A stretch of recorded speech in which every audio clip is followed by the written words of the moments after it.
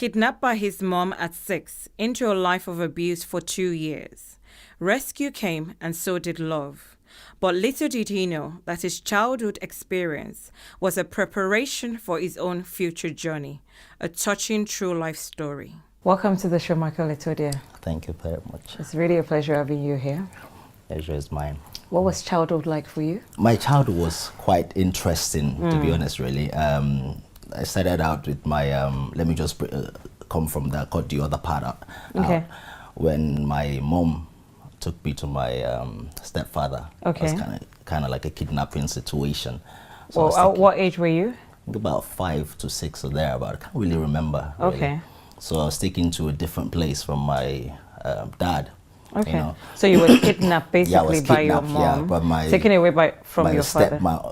I was kidnapped by my stepdad. I'll put it that way, because my mom was probably thinking she's taking me to her husband. You know, because she wasn't married to my dad. I'm a love child. You know. They had me when they were still in school. Oh, you wow. know. So took me to this guy that that said he loved her. You know, so.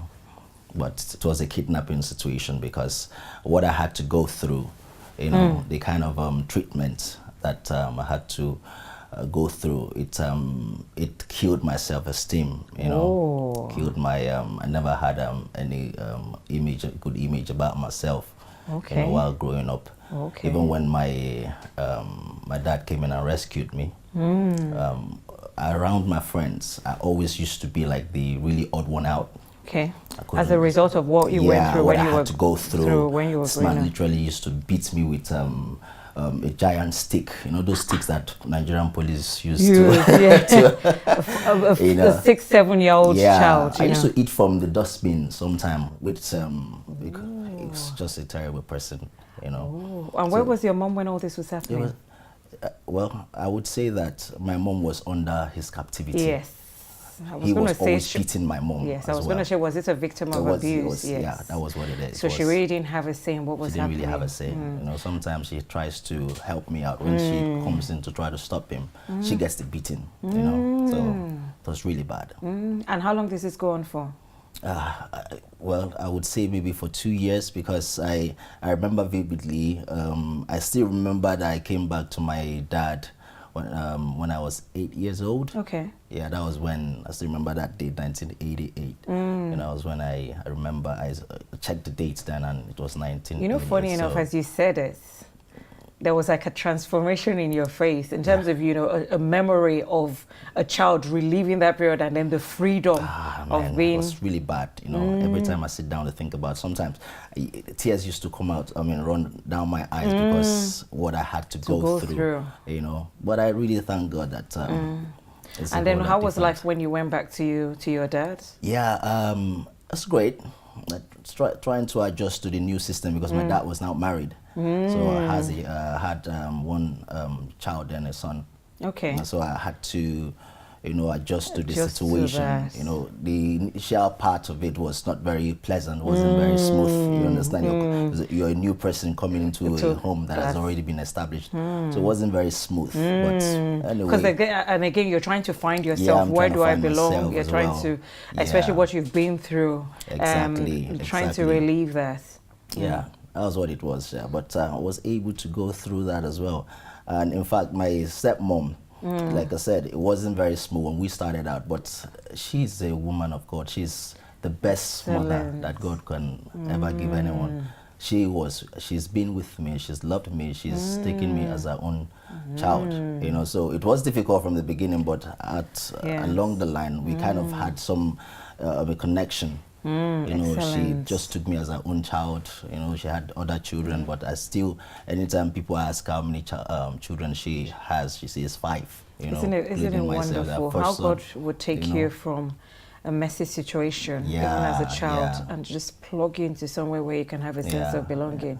So how did that nurturing, that motherly love, how did that help you then to overcome or come out? I'm assuming you did come out of that shell at some point, yes. I think I would give all of the glory to God, because like I said, it was really bad. I wasn't able to really function effectively, even in school and amongst friends. I used to have, like I said, I had a very low self-esteem. I don't speak English very well. In fact, because I always keep my mouth closed, it smells. So once I open my mouth, everybody just wants to, you know. Can you imagine what that would do to a child? Yeah. So, but my stepmom bringing me into the faith, into Christianity, because I started knowing Christ right from very young age. Okay. So I was there. I was always in the in Sunday school, singing with them. You know, thank God I had a little gift of being able to sing. Okay. So I was there. So the fact that I was brought into the faith, she brought me into Christianity, really changed all of that for me. And I think one of the things that really helped me along the way was my love for books, because I found so you enjoyed reading. Which really told me, the books told me what I needed to do to be better than what you know. So so that was just it. That's good for that. So then you went into secondary school. Uni. I went to secondary school. All of that experience as well. Well, I wouldn't say in my secondary school I became better. It was still a process, isn't it? I think I really got out of that shell, that thing, when I started Yabatech. Okay. Yeah, because that was when, well, I'm not a very bright person to be academically, you know, so I wrote JAM a number of times. You know, a lot of people would know how bad JAM used to be those days anyway. But I was able to write Polyjam, and I got admission into Yabatech. Was there I met friends, people that accepted me the way I was. The way you were. You know, so we used to have some run around with ladies and, and all of that. Hope my wife is not listening. Things that people do at that age, so to speak, right? It was quite interesting. It was quite a fun time for me, because I started discovering myself. I started knowing, okay, I can do these things. I can speak to these people. I can, you know, give you a bit of that confidence back to you. Absolutely, you know, to yourself. In terms of your relationship with God, how did that go as you were growing up also?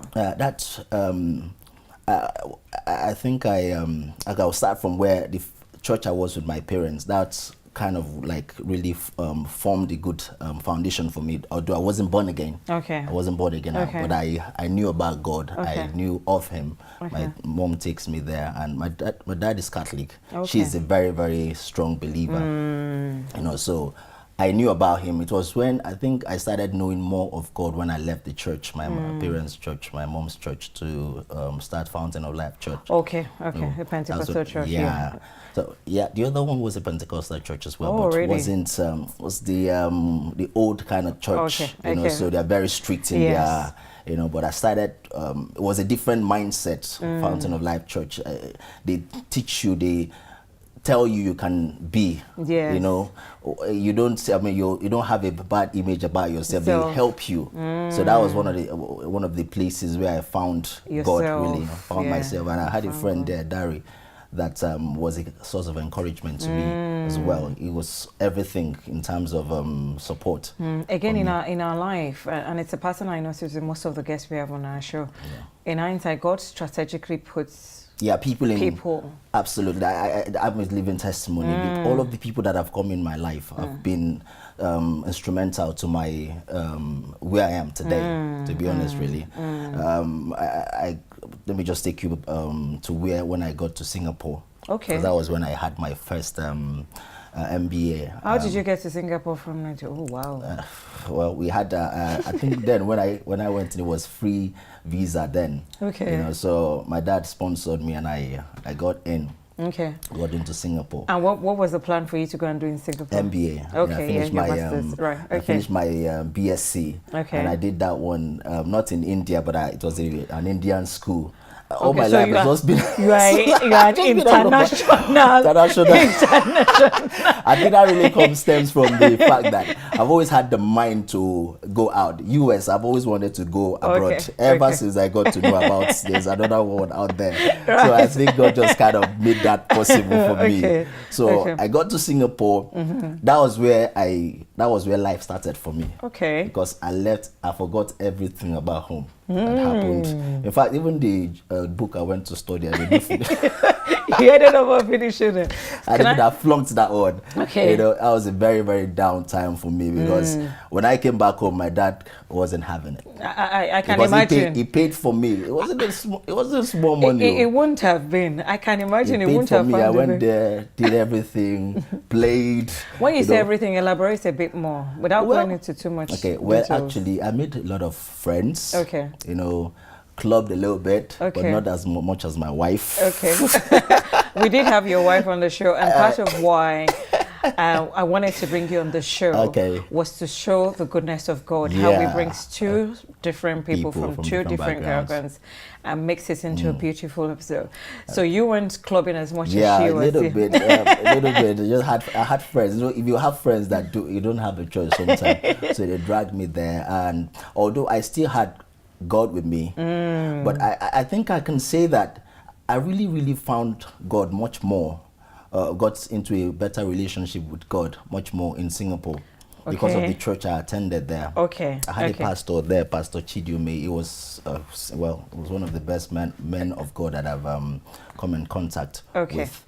Now hold that thought about Singapore. We're going to explore Singapore a bit more when we come back. We're going to have a quick break now. No problem. No problem. Please stay tuned. We'll be back with more details about my guest and his exploits in Singapore.